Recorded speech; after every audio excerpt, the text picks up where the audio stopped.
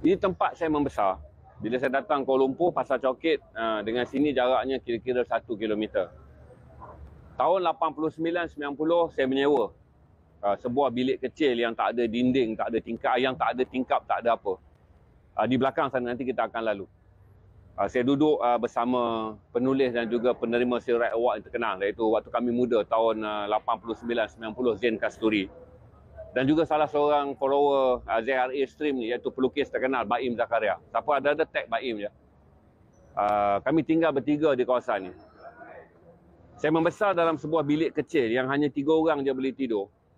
Dan ada stand lukisan Baim melukis dan koleksi buku. Dan mesin type. Berarti kalau 3 orang tidur lurus ni tuan-tuan, di kiri kanan kami adalah buku dan juga 2 mesin type tempat menulis. Jadi saya familiar dengan kawasan ni. Daripada era dia dipenuhi gelandangan, penagih dadah, dia dipenuhi dengan pengunjung-pengunjung pub dangdut yang popular sebelum tempat ni berubah dan menjadi kawasan ikan singgang yang popular.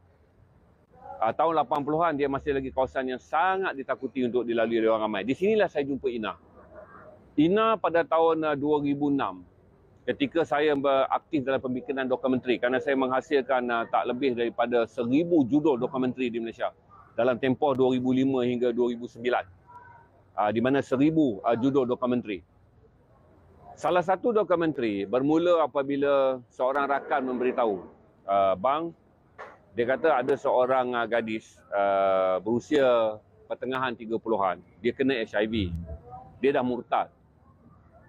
Doktor kata dia boleh hidup 3 ke 6 bulan. Jadi bila doktor kata dia boleh hidup 3 ke 6 bulan je, dia ingin kembali kepada Islam. Ini kenapa saya buat dokumentari tu. Saya kata bagi tahu dengan dia, kalau dia nak masuk Islam saya boleh saja uruskan.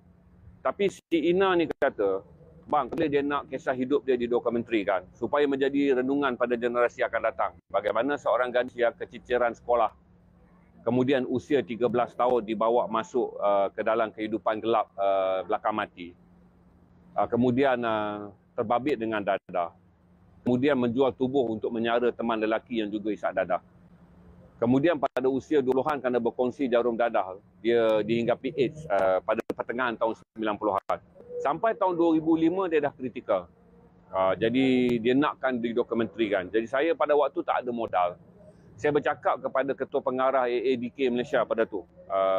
Kata Datuk, ada gini. Datuk boleh tak? Saya ada kos untuk shoot. Kurang-kurangnya saya tak mahu dokumentari ni tak ada